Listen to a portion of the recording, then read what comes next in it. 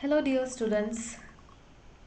In this class we are going to study about Philip Sidney and his contribution to the field of criticism. He was born in 1554 in England. He was a courtier, he was a poet, he was a soldier and scholar of the Elizabethan age. He contributed to the field of poetry through his collection of poems Astrophel and Stella, also Arcadia.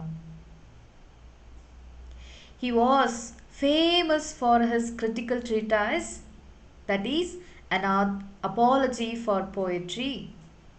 That is what we are going to study in this class. An apology for poetry was a reply to Stephen Gosson.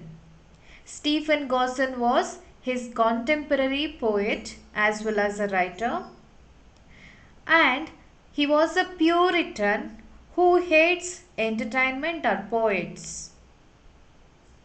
Stephen Gosson wrote The School of Abuse in 1578.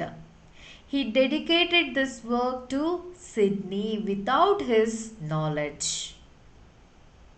Stephen Gosson called poets as pipers, jesters, and caterpillars of the Commonwealth. Here he is comparing the poets to the mean creatures. It means he doesn't have any respect for the poets.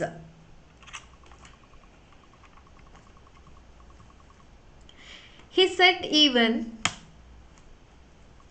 Plato had banished poets from the Commonwealth. Plato doesn't have any place for poets, which means he hates poets. Stephen Gosson denounced drama. He calls tragedy cruelty, bloodshed, and murder. He found cruelty, bloodshed, and murder in tragedy. It means he doesn't like tragedy too. He calls comedy vulgar.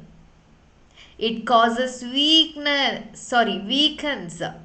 It weakens moral fiber of a human being or an individual.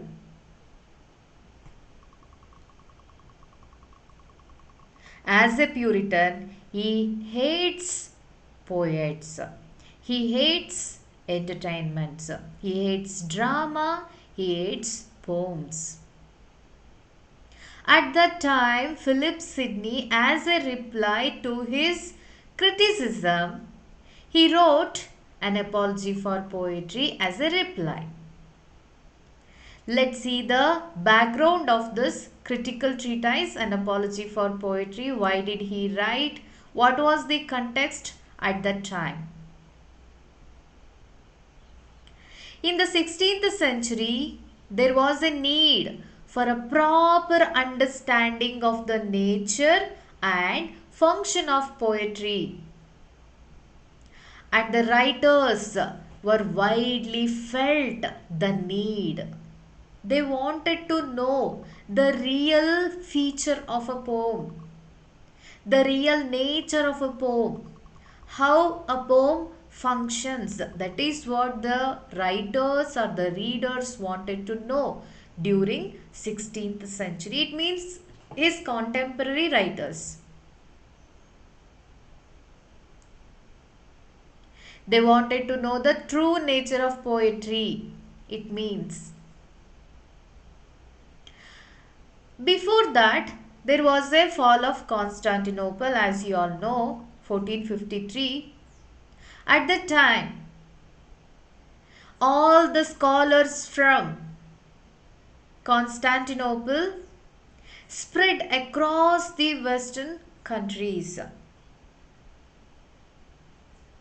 They allowed the scholars to read classical literature. One among them is Aristotle. At that time, the scholar rediscovered Aristotle's Poetics, where they found theories about poets and poetry. They wanted to know more. They wanted to know the clear picture of Aristotle's poetics. There was a need once again. And the writers during the Renaissance period started to feel the value of poetry. Then they started to write. They want to know the value of poetry.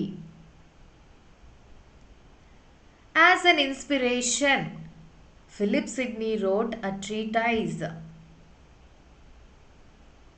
in order to support those writers.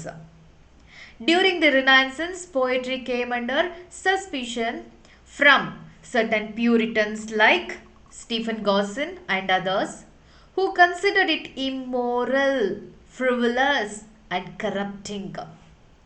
16ನೇ ಶತಮಾನದಲ್ಲಿ ಪ್ಯೂರಿಟನ್ಸ್ ಈ ರೀತಿ poets ಆಗಿರಲಿ, dramatist ಆಗಿರಲಿ ಅಥವಾ ಪ್ಲೇಗಳು enact ಆಗೋದಿರಲಿ, ಇವೆಲ್ಲವುಗಳನ್ನು ಏನು ಮಾಡ್ತಿರ್ತಾರೆ, ban ಮಾಡ್ತಾ ಇರ್ತಾರೆ. ಅವುಗಳನ್ನು ಅವರು ಸೊಸೈಟಿಯನ್ನು ಹಾಳು ಮಾಡುವಂತಹ ಒಂದು ದಾರಿ ಅನ್ನೋ ರೀತಿಯಾಗಿ ನೋಡ್ತಿರ್ತಾರೆ. ಹಾಗಾಗಿ ಅಂತಹ ಸಂದರ್ಭದಲ್ಲಿ ಫಿಲಿಪ್ ಸಿಡ್ನಿ ಪೋಯೆಟ್ಸ್ಗೆ ಒಂದು ತನ್ನದೇ ಆದ ಸ್ಥಾನ ಇದೆ. ಪೋಯೆಟ್ ಅಥವಾ ಪೋಯೆಟ್ರಿ ಒಂದು ಸಮಾಜವನ್ನು ಬೆಳವಣಿಗೆಗೆ ಸಹಾಯ ಮಾಡುವಂತಹ ಉದಯೋನ್ಮುಖ ದಾರಿ ಅನ್ನೋದನ್ನು ಫಿಲಿಪ್ ಸಿಡ್ನಿ ತನ್ನ ಕ್ರಿಟಿಸಿಸಮಲ್ಲಿ ಹೇಳ್ತಾ ಹೋಗ್ತಾರೆ. Let's see how he is going to defend poets and poetry through his critical treatise. Which is his critical treatise? An apology for poetry. There was another name, the defense of poesy. Why there were two titles? Because this critical treatise published in 2 editions. So ಒಂದೊಂದು edition ಒಂದೊಂದು ನೇಮನ್ನು ಹೊಂದಿದೆ ಅಷ್ಟೇ, but both are same. As you all know, this is a reply by Sidney to Stephen Gosson's criticism against poetry. It is an apology for poetry based on Italian neo-Aristotelians. Neo means new.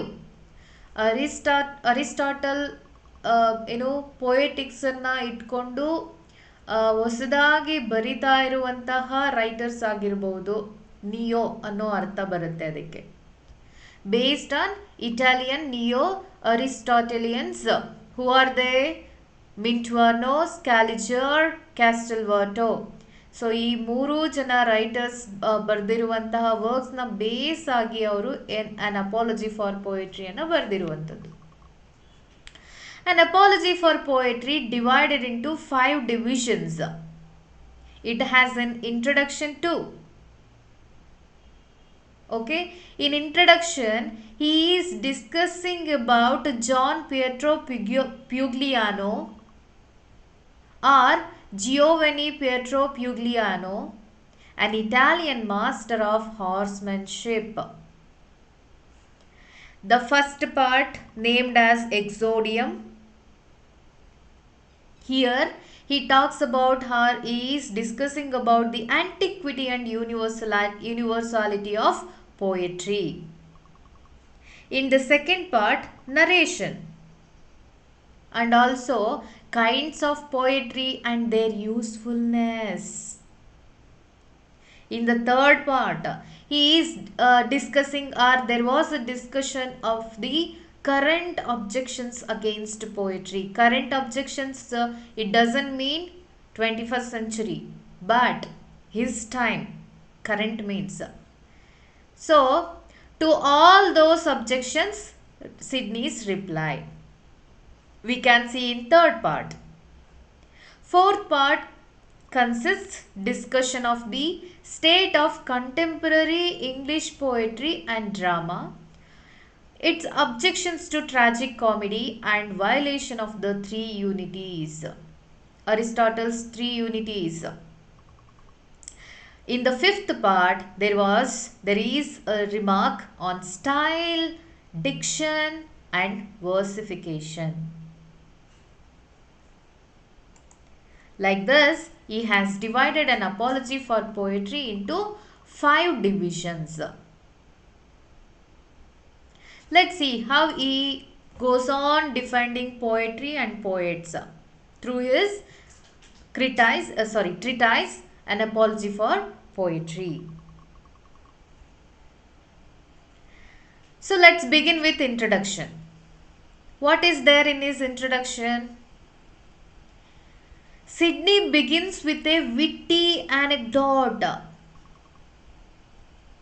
While in Vienna, means he was on traveling.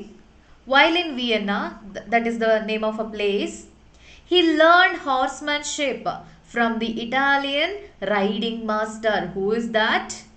Gian Pietro Pugliano.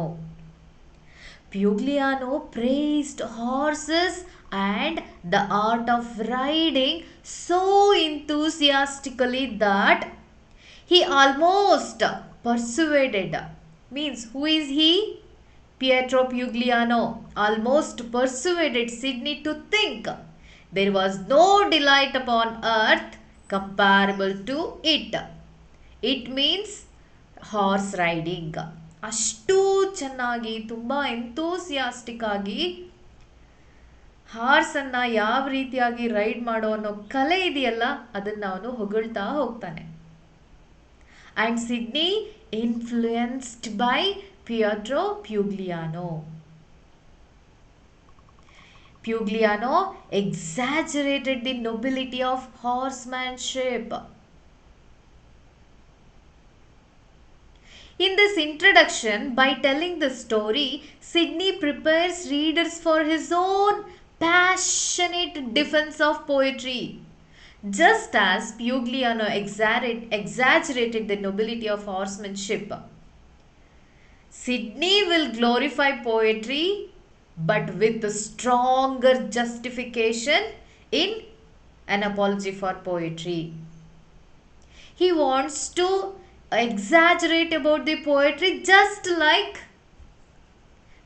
like Pugliano. He wants to glorify. Next, antiquity and universality of poetry. What is he talking about? It's antiquity. Antiquity ಅಂದ್ರೇನು? ಇದರ ಪ್ರಾಚೀನತೆ. ಪೊಯೆಟ್ರಿಯ ಅಥವಾ poem ಒಂದು ಪದ್ಯದ ಪ್ರಾಚೀನತೆ. And universality, ಪ್ರಪಂಚದಾದ್ಯಂತ ಇದರ ಪ್ರಸ್ತುತತೆಯ ಬಗ್ಗೆನೂ ಕೂಡ ಅವನು ತನ್ನ ಟ್ರೀಟೈಸಲ್ಲಿ ಮಾತಾಡ್ತಾ ಹೋಗ್ತಾನೆ. He calls poets are the fathers of learning.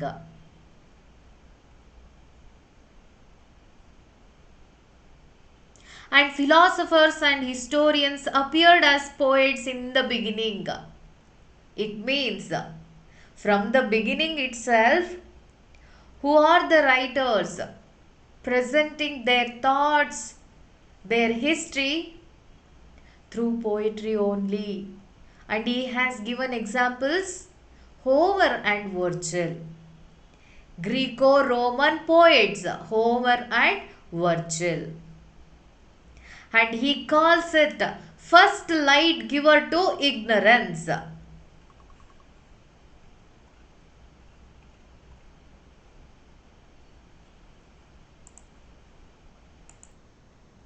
Sidney emphasizes that poetry is as old as humanity itself.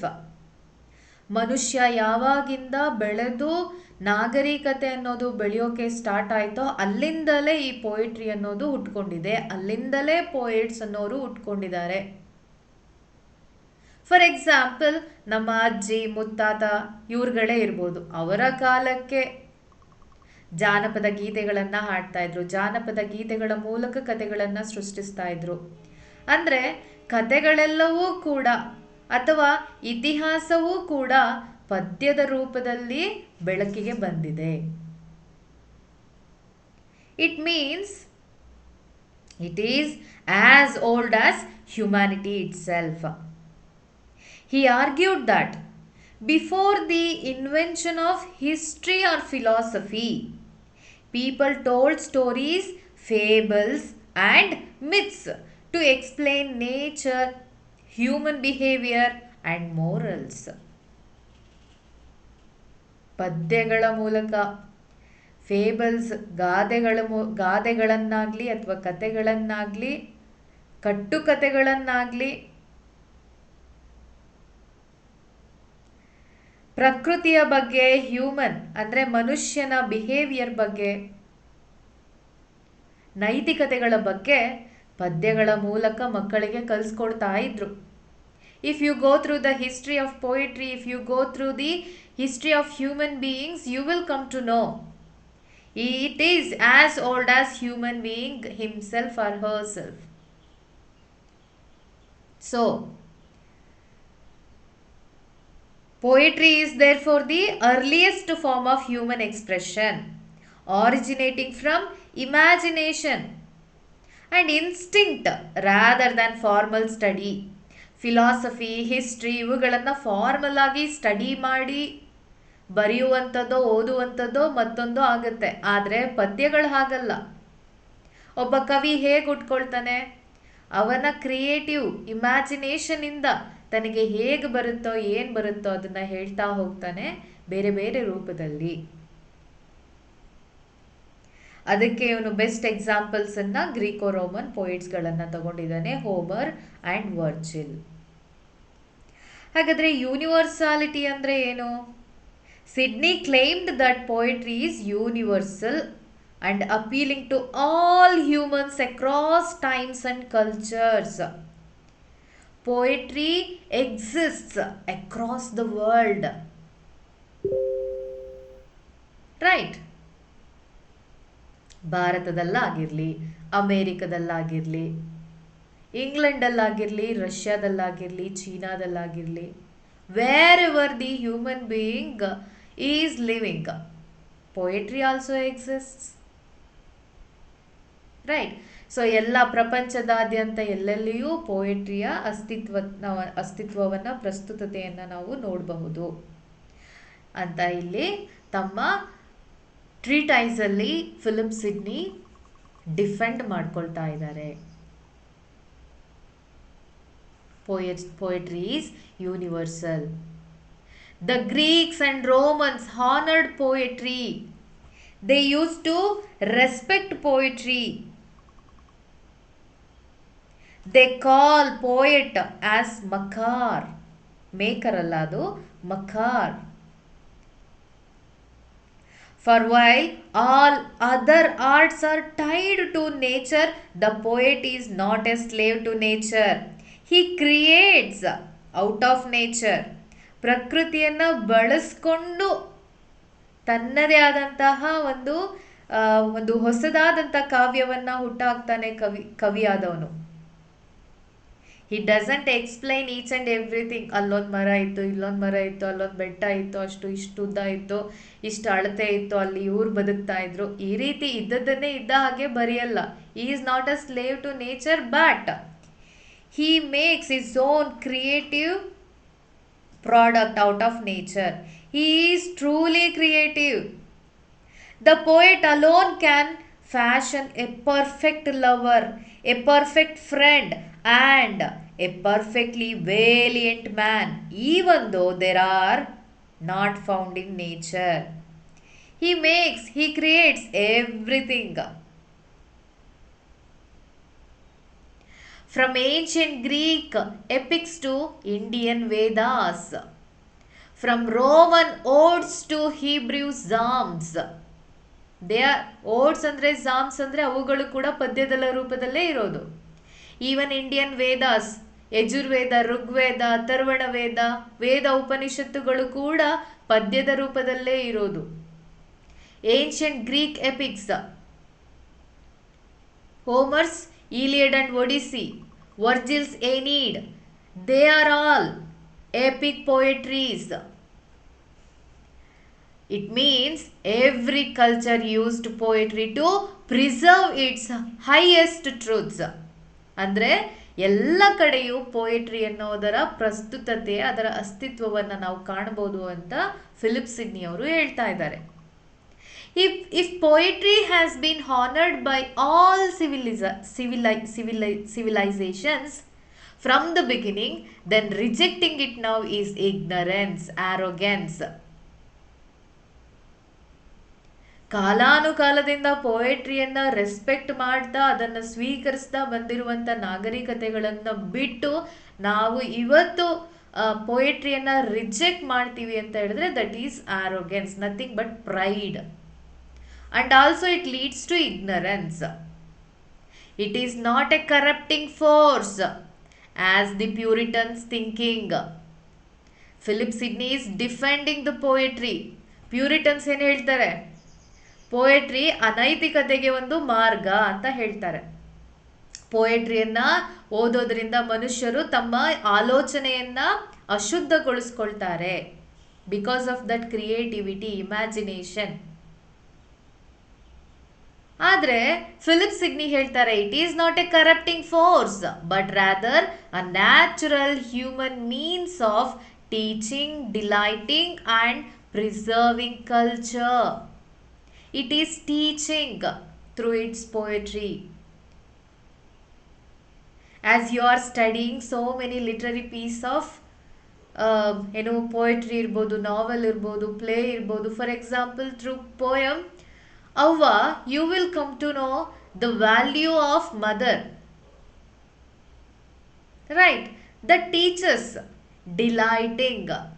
By reading a novel, you will be entertained. And preserving culture. Once upon a time, a poem by Gabriel Okara.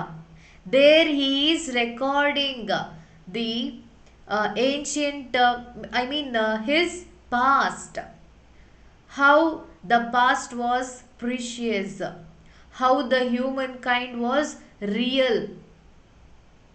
But in these days, humankind became fake because of this consumerism, because of this industrialization, because of the influence of Western culture.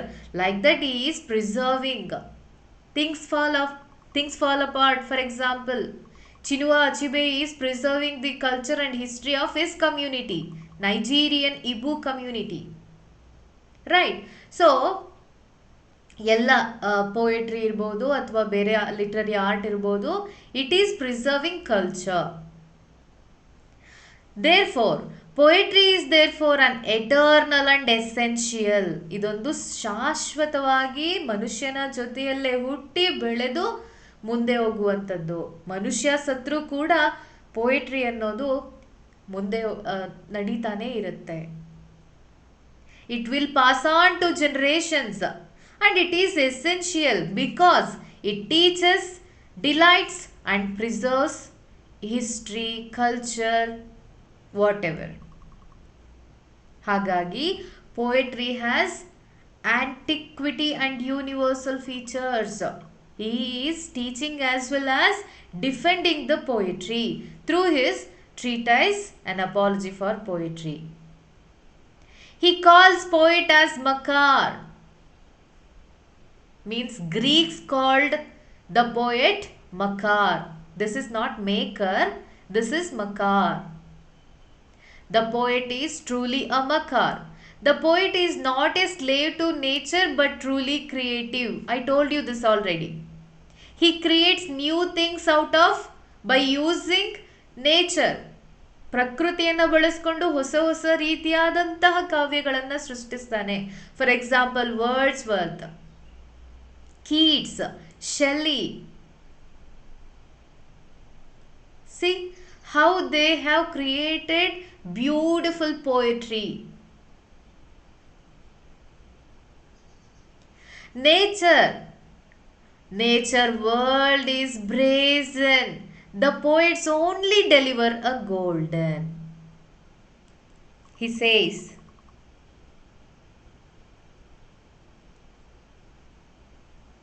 the poet is a prophet too. The oracles of Delphos delivered in verse form. The prophecies of Sibyl were delivered in verse, ಪದ್ಯದ ರೂಪದಲ್ಲಿ.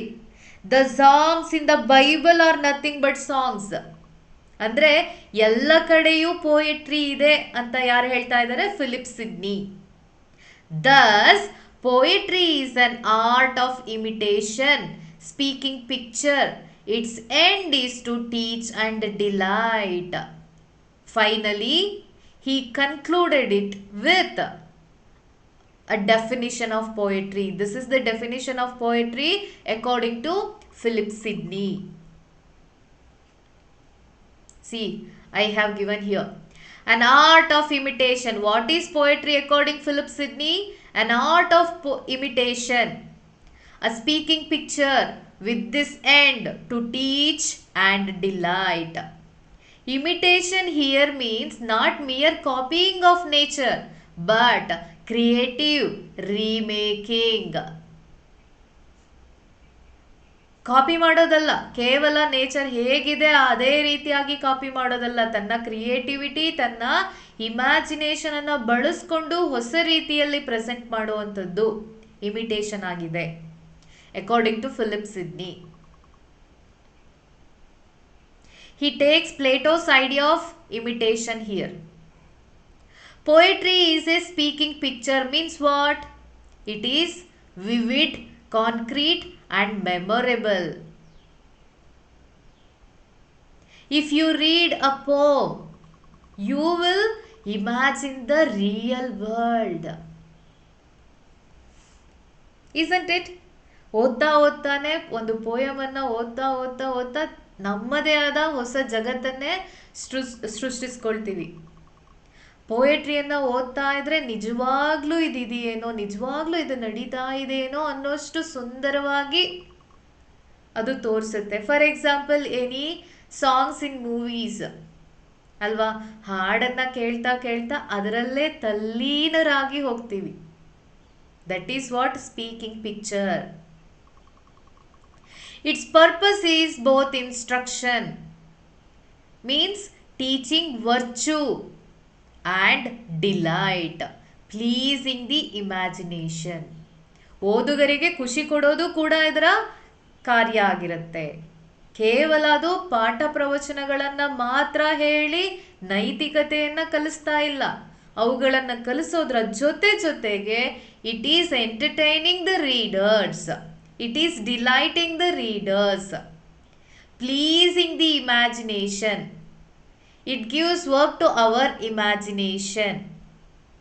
So, an art of imitation. Poetry is nothing but an art of imitation. It is a speaking picture with this end to teach and delight. So, ivugala moolaka with this end to teach and delight. This is what the definition of poetry according to Philip Sidney.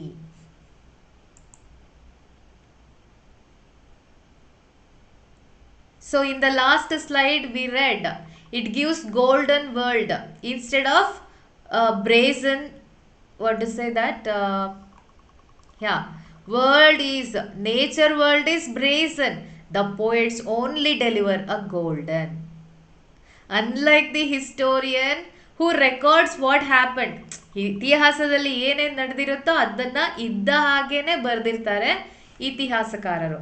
ಆದರೆ ಇತಿಹಾಸಕಾರರಾಗಿರಲಿ ಅಥವಾ philosophers ಆಗಿರಲಿ, they talk about abstract ideas and mundane things. But the poet creates new things, deliver a golden, it means better than nature. ನೇಚರಲ್ಲಿ ಏನಿದೆಯೋ ಅದಕ್ಕಿಂತ better ಆಗಿರೋದನ್ನೇ ತಾನು ಪ್ರಸ್ತುತಪಡಿಸ್ತಾನೆ.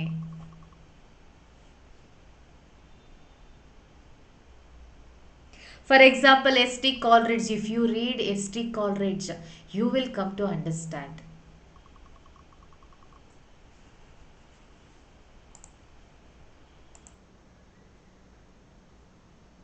Best example is his Kubla Khan. When he has taken opium and slept, he started to dream about something. That is what Kubla Khan. He wrote a poem by the same name, Kubla Khan. The poem goes like this. In Xanadu did Kubla Khan a stately pleasure dome decree, where Alf, the sacred river, ran through caverns measureless to man, down to a sunless sea.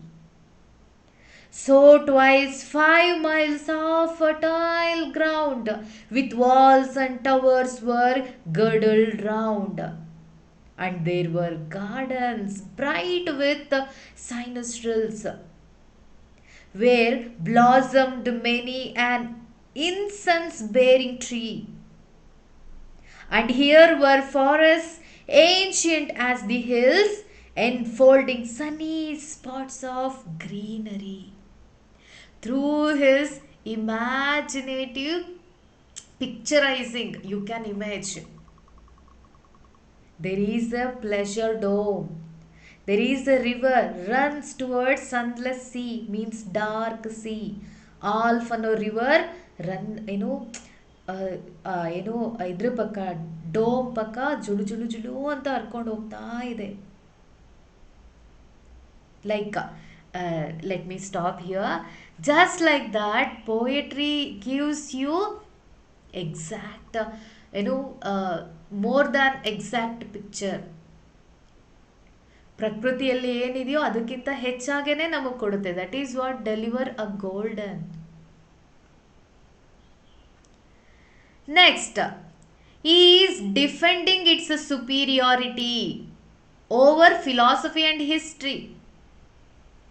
ಹೇಗೆ philosophy ಮತ್ತು ಹಿಸ್ಟ್ರಿಗಿಂತ ಪೋಯಟ್ರಿನೇ ಒಂದು ಕೈ ಮೇಲೆ ಅಂತ ಇಲ್ಲಿ Philip Sydney defend ಮಾಡ್ಕೋತಾ ಇದ್ದಾರೆ. See how philosophy teaches in abstract rules.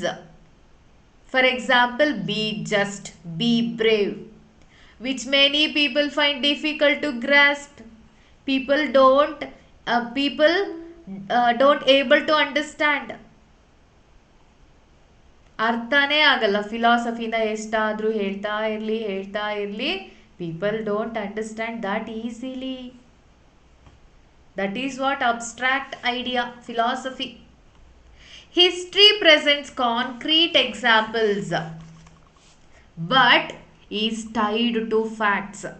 ಯಾವತ್ತೋ ಹೇಗೋ ನಡೆದಿರುವಂತಹ ಘಟನೆಗಳನ್ನು ಇತಿಹಾಸ ಹೇಳ್ತಾ ಹೋಗುತ್ತೆ. ವಿ ಬಿಲೀವ್ ಇಟ್ ಫ್ಯಾಕ್ಟ್, ನಿಜವಾಗಿ ನಡೆದಿರುವಂಥ ಘಟನೆಗಳು. Which may not be ideal or virtuous. ಕೆಲವೊಂದು ಒಳ್ಳೆ ಉದಾಹರಣೆಗಳಾಗಿರ್ಬೋದು, ಕೆಲವೊಂದು ಕೆಟ್ಟ ಉದಾಹರಣೆಗಳು ಆಗಿರ್ಬೋದು. ಗಜ್ನಿ ಮಹಮ್ಮದ್ ದಂಡೆತ್ತು ಬಂದು ದೇವಸ್ಥಾನಗಳೆಲ್ಲ ಹೊಡೆದಾಗ್ದ ಅಂತ ಹೇಳ್ತಾರೆ. ಇನ್ನೊಂದು ಇತಿಹಾಸದಲ್ಲಿ Akbar has created a beautiful state for his subjects ಅಂತ ಹೇಳ್ತಾರೆ. ಸೊ ಎರಡೆರಡು ರೀತಿಯ ರಾಜರನ್ನ ನೋಡಬಹುದು. ವಿಜಯನಗರ ಸಾಮ್ರಾಜ್ಯ ವೈಭವೋಪೇತವಾಗಿತ್ತು ಅಂತ ಹೇಳ್ತಾರೆ. ಅಟ್ ದ ಸೇಮ್ ಟೈಮ್ ಅದು ಯಾವ ರೀತಿಯಾಗಿ ಅವನತಿ ಹೊಂದಿತು ಅಂತ ಕೂಡ ಹೇಳ್ತಾರೆ. ಹೀಗೆ ಕೆಲವೊಂದು ಉದಾಹರಣೆಗಳು ವರ್ಚುವಸ್ ಕೂಡ ಆಗಿರ್ಬೋದು, ಕೆಲವೊಂದು ನೆಗೆಟಿವ್ ಇಂಪ್ಯಾಕ್ಟ್ಸ್ ಕೂಡ ಆಗಬಹುದು ಇತಿಹಾಸದ ಮೂಲಕ. ಸೊ ಇಲ್ಲಿ ಫಿಲಾಸಫಿನೂ ಕೂಡ ಅರ್ಥ ಆಗಲ್ಲ, ಇತಿಹಾಸದಿಂದನೂ ಕೂಡ ಅಷ್ಟು ಉಪಯೋಗ ಇಲ್ಲ. ಆದರೆ but poetry combines the strengths of both. Both means philosophy and history. It is combining both. It presents universal truths like philosophy, but in vivid particular examples like history. By taking the examples, vivid examples, good examples from history, it presents universal truths about life, about death, about love. Like it goes on to present in a lively way. It is combining both. Poetry promotes virtuous action. So finally, it only promotes virtuous action. It teaches us virtue in a way intelligible even to the ordinary people. ಒಬ್ಬ ಸಾಮಾನ್ಯ ಮನುಷ್ಯನು ಕೂಡ ಅರ್ಥ ಮಾಡಿಕೊಳ್ಳುವಂತಹ ರೀತಿಯಲ್ಲಿ ಒಂದು ಪದ್ಯ ನಮಗೆ ಹೇಳ್ಕೊಡುತ್ತೆ. For example folk tiles.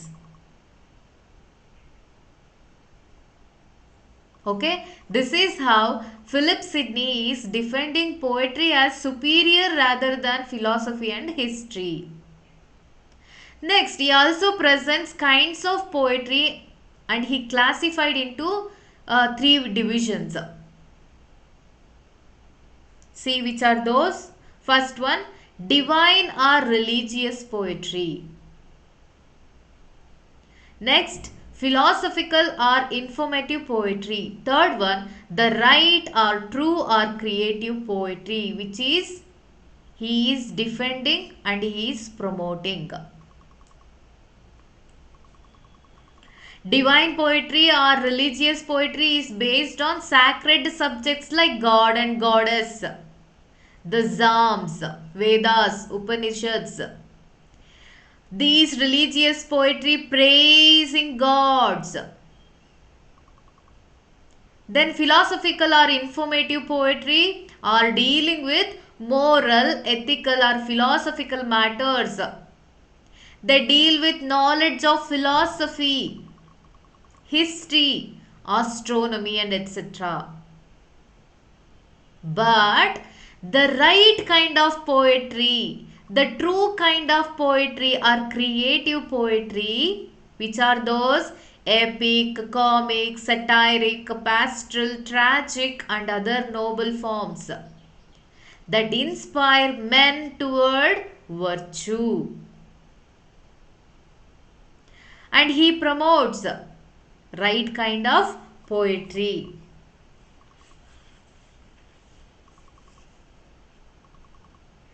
The third or the true poetry may be further subdivided into heroic, elegiac, lyric, tragic, comic, satiric, pastoral, that has given in the slide. He especially praises epic and tragedy because they present heroic struggles that move the audience deeply. ಅಲ್ವಾ? ಕಥೆಯಲ್ಲಿ ಒಬ್ಬ character ತುಂಬ ನೋವನ್ನು ಅನುಭವಿಸ್ತಾ ತುಂಬ ಕಷ್ಟಗಳನ್ನು ಎದುರಿಸ್ತಾ ಇದ್ದರೆ ನೋಡುಗರಾಗಿ ನಾವು ಕೂಡ ಅದನ್ನು ಅನುಭವಿಸ್ತಾ ಅಳೋಕೆ ಸ್ಟಾರ್ಟ್ ಮಾಡ್ತೀವಿ. That is what poetry and tragedy does, epic especially, Iliad and Odyssey. For example Ramayana and Mahabharata ಅಲ್ವಾ? ಸೀತೆಯ ಕಥೆಗಳನ್ನು ಕೇಳ್ತಾ ಕೇಳ್ತಾ ಕೇಳ್ತಾ ನಾವು ಕೂಡ ಸೀತೆಯಲ್ಲೇ ಒಬ್ಬರಾಗಿ ಆ ಕಷ್ಟಗಳನ್ನು ಅನುಭವಿಸ್ತಾ ಹೋಗ್ತೀವಿ. ರಾಮ ಏನೆಲ್ಲ ಕಷ್ಟಗಳನ್ನು ಫೇಸ್ ಮಾಡಿ ಒಬ್ಬ ಧರ್ಮವನ್ನು ಕಾಯುವನಾಗಿ ನಿಲ್ತಾನೆ ಅನ್ನೋದನ್ನು ನಾವು ನೋಡ್ತೀವಿ. That is what heroic struggles. And these two move the audience deeply. That is why Philip Sidney recommend or praises epic and tragedy. ಮಹಾಕಾವ್ಯಗಳನ್ನು ಇವರು ಇಲ್ಲಿ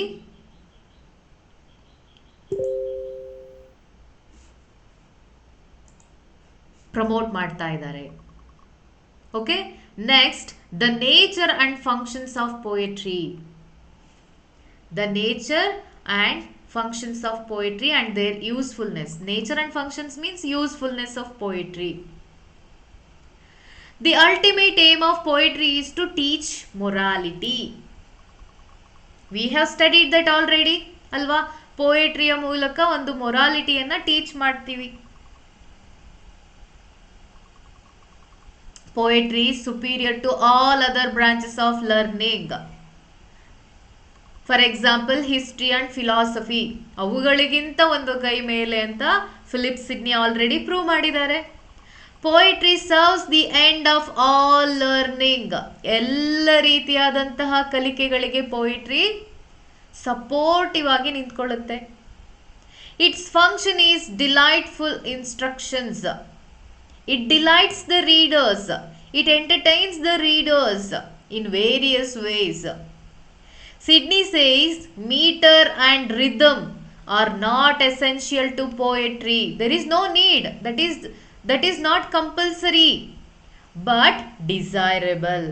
But if you have such meter and rhythm in a poem, there is nothing wrong. It is desirable. To delight the mind through imagination. So ಈ 3 ಪಾಯಿಂಟ್ಸ್ಗಳನ್ನು ನೆನ್ಪಿಟ್ಕೊಳ್ಳಿ. So the functions ಅಥವಾ usefulness of poetry ಅಂತ ಹೇಳಿದ್ರೆ, to delight the mind through imagination, to teach virtue by presenting examples of noble actions like Rama, like Krishna in Mahabharata, Iliad and Odyssey, like that noble characters ಅನ್ನ ತಗೊಂಡು noble actions ಗಳನ್ನ present ಮಾಡೋದ್ರ ಮೂಲಕ it teaches the community, it teaches the people, audience, the reader, to move people to goodness more powerfully than dry philosophy or factual history. Students used to say, "Ma'am, reading history is so boring." Philosophy, people used to say, what is he saying? I don't understand. Like that, philosophy is very abstract. They don't understand very easily, but poetry is not like that. It entertains, it teaches as well as, right? So these are the usefulness of poetry. Then at last, Philip Sidney refutes of poetry's critics. He rejects the accusation, abuses.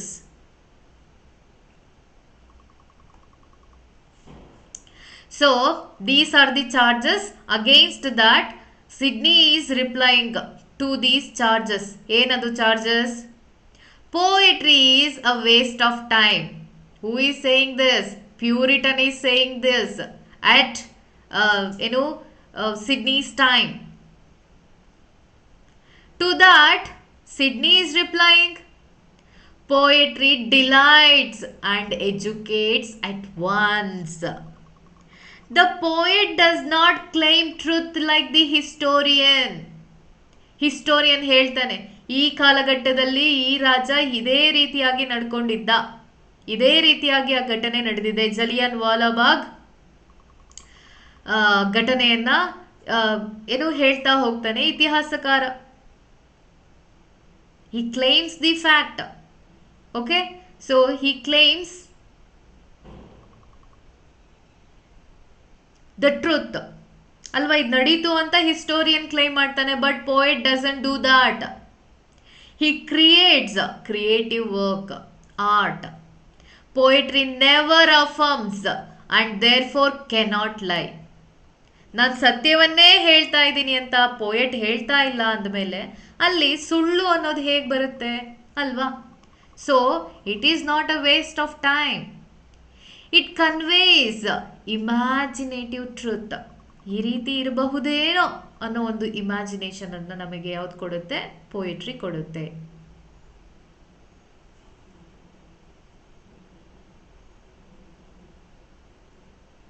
Sorry poetry is the mother of lies ಅನ್ನೋದಕ್ಕೆ ನಾನು explain ಮಾಡಿದೆ. Sorry, I jumped. Okay, so poetry is not a waste of time, but poetry delights and educates at once. So why should we waste our time? It is entertaining us. Sidney replies that poetry is conducive to virtuous action. It teaches us. ಹಾಗಾದ್ರೆ waste of time ಹೇಗಾಗತ್ತೆ? Poetry is mother of lies. Puritan says poetry is the mother of lies. The poet does not claim truth like the historian. Poetry never affirms and therefore cannot lie. Instead, it conveys imaginative truth. Third charge, poetry corrupts morals.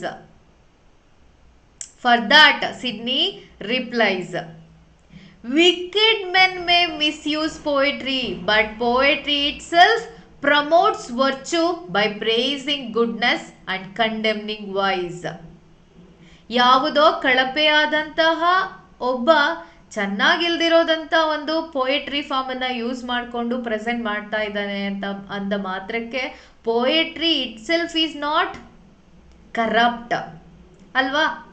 So poetry ಫಾರ್ಮನ್ನು ಒಳ್ಳೆ ಉದ್ದೇಶಕ್ಕೆ ಬಳಸಿ ಅದನ್ನು ಒಳ್ಳೆ ರೀತಿಯಲ್ಲಿ present ಮಾಡಬಹುದು. And praising goodness and condemning vice. Poetry is teaching morals.